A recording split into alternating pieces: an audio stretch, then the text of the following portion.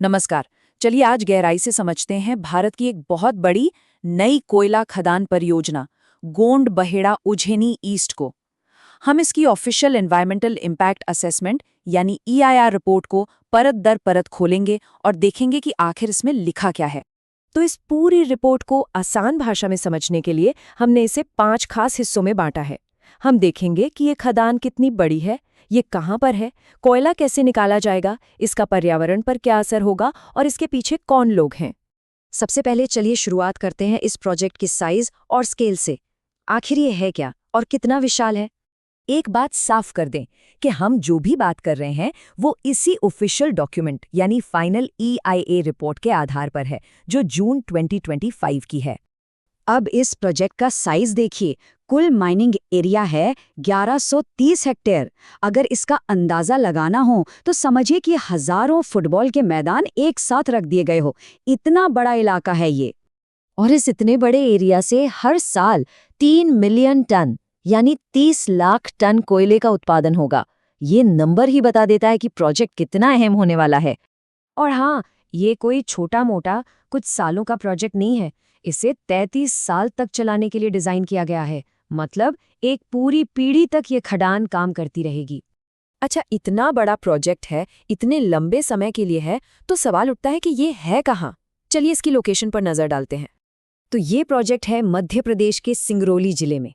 तहसील लगती है देवसर और इसके दायरे में 4 गांव आते हैं: मझौली, उज्जैनी, पचौर और कुंडा।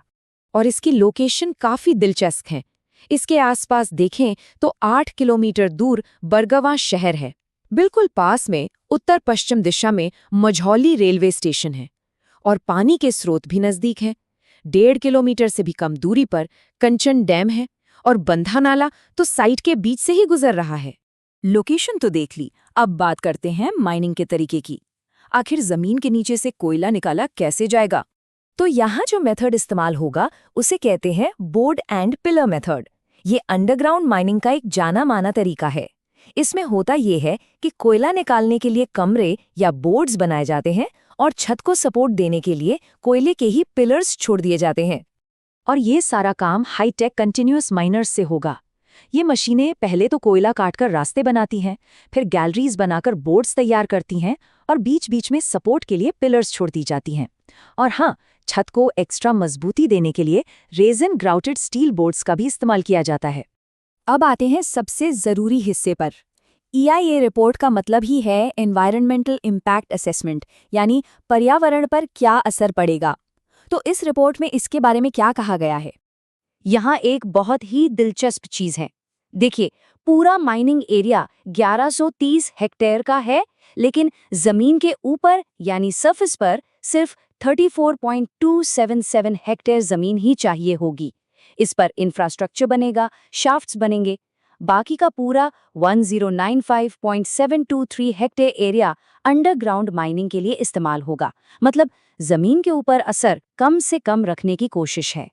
रिपोर्ट के मुताबिक जमीन पर धूल मिट्टी जैसी चीजों से बचने के लिए भी उपाय सोचे गए हैं।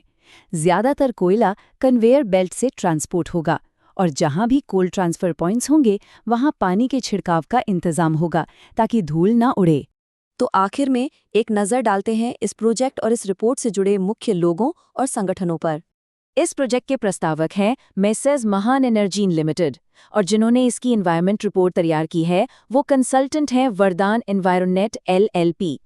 रिपोर्ट में EIA कोऑर्डिनेटर का नाम भी साफ साफ लिखा है, श्री अशोक कुमार राठौर। मतलब इन्हीं की देखरेख में ये पूरी EIA स्टडी हुई है। और एक बहुत ही महत्वपूर्ण जानकारी, इस प्रोजेक्ट को EIA नोटिफिकेशन 2006 के तहत कैटेगरी A में रखा गया है। अब इसका मतलब क्या है?